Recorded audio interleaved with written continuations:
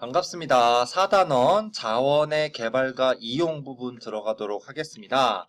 자원은 무엇일까요? 자원의 의미에 대해서 나와 있는데 여러분들이 한번 체크해 보시고요. 여기 제가 그림으로 설명을 드리도록 하겠습니다. 자원은 우리가 뭐 인적 자원, 뭐 사람도 자원이도 사실, 그 다음에 뭐 문화적 자원, 뭐 다양한 자원의 종류가 있을 수 있겠습니다만은 이번 단원에서 배우는 자원의 의미는 좁은 의미로 해석하는 자원, 즉 천연 자원이에요. 천연 자원. 근데 천연 자원은 재생 가능한 자원이 있고 재생 불가능한 자원이 있어요. 그래서 재생이라는 건 다시 쓸 수 있다는 거죠. 그것이 날아가 버리는 것이 아니라 계속 순환하면서 우리들이 계속 그거를 이용할 수 있는 거예요. 대표적으로 뭐가 있죠? 바람, 그 다음에 파도, 그 다음에 태양, 이런 것들이 재생 가능한 자원이죠. 반면에 재생 불가능한 자원은 그걸 통해서 에너지를 얻고 나면 그냥 쓰레기가 되는 거야. 그러니까 뭔가 우리가 이용하면 다시는 이용할 수 없게 되는 자원. 대표적으로 석유, 석탄, 천연가스 이런 것들이 재생 불가능한 자원이 되는 거죠. 그렇죠? 옆에 자원의 의미 구분을 한번 보도록 할게요. 자원은 자연 속에 널브러져 있는 것들이 모두 다 자원이라고 할 수 있죠. 그렇죠? 그런데 그 중에서도 인간에게 도움을 주면서 기술적으로 개발 가능한 자원이 있어요. 개발 가능한 자원이 있고, 그리고 기술적으로 개발 가능한 자원 중에서 경제성이 있는 자원이 있죠. 그래서 우리가 지금 현재 활용하고 있는 뭐 석유든 석탄이든 우라늄이든 어떠한 자원을 활용하고 있다는 것은 바로 이 경제성이 있는 자원, 주황색으로 그려져 있는 이 범위 안에 들어있는 자원이 되는 거예요. 그러면 지금 그 범위 밖에 있는 이 파란색, 기술적으로는 개발이 가능한데 경제성이 없는 자원도 있을 수 있다는 거예요. 예를 들어서 우리나라 그 뭐 울릉도 독도 인근의 동해 바다 지하에는 엄청난 양의 하이드레이트라는 가스가 묻혀 있대요. 하지만 우리가 그것을 아직 활용하지 않는 이유는 그것을 뽑아내려면 엄청나게 많은 돈이 필요하다는 거예요. 근데 그렇게 엄청나게 많은 돈을 들여서 자원을 뽑아내도 그거를 뭐 그만큼 더 비싸게 내다 팔 수가 없으니까 개발하지 않고 그냥 놔두고 있는 거죠. 근데 앞으로 과학기술이 발전한다면 그것이 경제성이 없는 자원에서 경제성이 있는 자원으로 전환될 수도 있겠죠. 그렇죠? 이해가죠? 그래서 자원의 의미 구분에 대해서도 설명을 해보았습니다. 그러한 자원은 다음과 같은 특징들이 있습니다. 첫 번째로 편재성이 굉장히 중요한 특징인데요. 편재성이라는 거는 편파적으로 존재한다는 거야. 이게 한자풀이하면, 그러니까 편중되어서 존재한다. 즉 자원이라는 것이 여러 나라 여러 지역에 골고루 분포했으면 좋겠는데 그렇지 않고 일부 국가 일부 지역에만 집중되어서 분포한다는 거예요. 그래서 석유하면 주로 어디에서 나요? 중동 지역에서 나죠. 그렇게 일부 지역에 집중되어서 분포하는 편재성 때문에 전쟁이 많이 일어나요. 그 지역을 차지하기 위해서 전쟁을 벌이죠. 그렇죠? 그런 편재성이라는 게 있고, 그 다음에 유한성은요, 우리가 유한하다, 무한하다라는 표현 쓰죠? 한계가 있다, 즉 끝이 있다는 거예요. 매장량이 한정되어 있어요. 그래서 우리가 지금 열심히 쓰고 있는 석유라는 것도 결국에 4, 50년 후에는 바닥나게 된다는 거예요. 그 다음에 가변성이라는 것은 제가 좀 전에 그 동해바다 이야기했던 그 이야기예요. 자원의 가치는 고정된 것이 아니라 시대, 장소, 과학기술, 경제적 수준에 따라서 변화한다는 거죠. 그래서 지금 우리에게 굉장히 가치 있는 자원 중에 하나인 우라늄은 100년 전에는 그냥 쓸모없는 돌덩이였어요. 왜냐하면 우라늄을 어떻게 써야 될지에 대한 지식이 없었기 때문에. 하지만 원자력이 발전하면서 우라늄이라는 것이 우리에게 가치 있는 자원이 되게 된 거죠. 그래서 자원의 특성은 이렇게 편재성, 유한성, 가변성이라는 특징들을 가지고 있다. 그러면 전 세계적으로 많이 쓰이는 에너지 자원의 대표적인 사례는 뭐가 있을까요? 석탄, 석유, 천연가스가 있습니다. 그래서 석탄, 석유, 천연가스가 뭔지 모르시는 분은 없죠? 그래서 그냥 이 부분은 넘어가도록 할게요. 근데 중요한 것은 이 석탄, 석유, 천연가스는 끝이 있다. 끝이 있다. 유한하다. 그래서 이것들을 다 끄집어내어서 쓰기 전에 빨리 신재생 에너지들에 대한 기술을 막 개발을 해야겠죠. 그래서 여기 보면 석유, 석탄, 천연가스의 주요 수출국과 수입국에 대해서 나와 있는데요.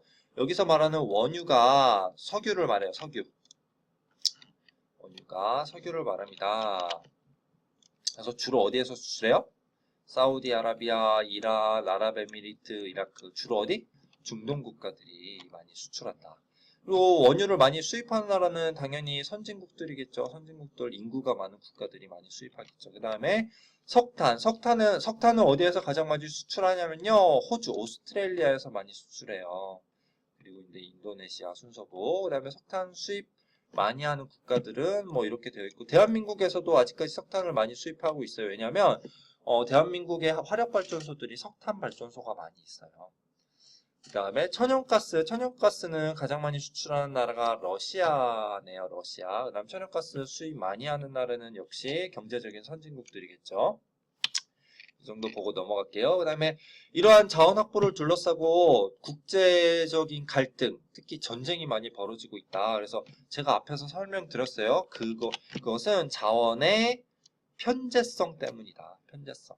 그 다음에 유한성 때문이다. 그래서 자원이 한정되어 있고 특히 지역적으로 편제되어 있기 때문에 그 자원이 나는 지역을 차지하기 위한 갈등이 많이 벌어지고 있다라는 이야기를 하고 있습니다. 그 다음에 자원민족주의라는 이야기 나오는데, 자원민족주의라는 것은 자원을 무기로 삼아서 자국의 이익을 취하는 것이다. 그래서 자원민족주의의 가장 대표적인 사례가 뭐냐면 오페크라고 들어봤어요? 오페크? 석유 수출국 기구거든요. 이 석유 수출국 기구 주로 중동 국가들로 이루어져 있는 국제 기구인데, 이 국가들이 뭘 하냐면요. 석유 값을 조정해요. 그러니까 한마디로 말해서 담합이죠, 담합. 그래서 우리 석유 뭐 배럴당, 뭐 리터당 얼마 이하는 절대로 팔지 말자라는 거를 이 오페크라는 기구에서 조정을 해요.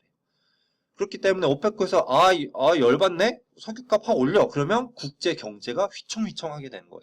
이것이 자원민족주의의 가장 대표적인 사례가 되겠죠. 뭐 그 밑에 이제 물자원을 둘러싼 갈등에 대해서 나와 있고, 한번 여러분들 쭉 보세요. 마지막으로 풍부한 자원을 어떻게 활용하느냐에 따라서 국가들의 그 명암이 갈려요. 어떤 국가는 굉장히 발전하기도 하고 어떤 국가는 굉장히 못 살게 되기도 하는데, 그것이 어떤 경우들인지 한번 간단히 살펴보도록 할게요.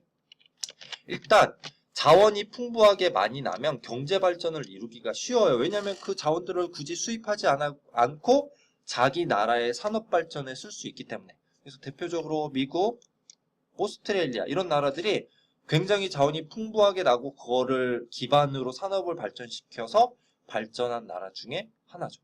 그렇죠? 그다음에 이제 아라비아 같은 경우에는 엄청나게 석유를 뽑아내서 그걸로 경제를 발전시키고 있어요. 그렇죠? 그리고 아직까지 경제 발전을 이러한 국가들만큼 이루지는 못했지만 자원이 풍부해서 그렇게 되고 있는 국가들의 경우, 브라질이나 인도네시아 같은 경우에는 엄청난 속도로 지금 경제 개발을 이루고 있어요. 특히 브라질 이제 월드컵도 하고 올림픽도 하고 엄청나게 주식 시장이 커져서 또 한국 사람들이 브라질 주식 시장에 투자를 많이 하게 돼요. 이런 발전 잠재력이 높은 국가들도 있지만 그러한 풍부한 자원들이 재앙이 되는 나라들도 있어요. 어떤 나라들이냐면 주로 아프리카에 있는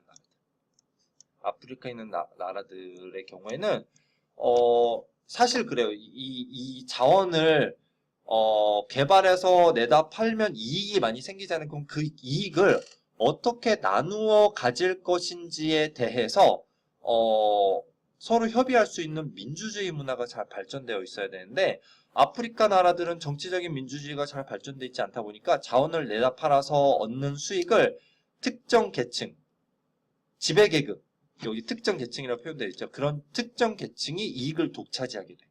그러면 그 이익을 둘러싸고 서로 싸우게 되겠죠? 그러면서 전쟁, 내전이 발생하게 돼요. 내전. 그리고 가난한 사람들은 정말 가난하고 질병에 허덕이면서 죽어가게 돼요.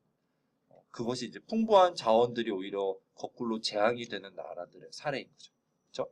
그래서 우리가 자원을 잘 개발하는 것도 중요하지만 그것의 이득을 어떻게 나눠 가질 것인지에 대한 어떤 그 제도적인 정비도 굉장히 중요하다라는 겁니다. 그럼 여기까지 하고 기출문제 한번 풀어볼까요? 자, 작년도 문제. 자, 35번 보겠습니다. 지도는 자원 A의 이동을 나타낸 것입니다. 자원 A가 뭘까요? 이 지도가 잘 보이실까요?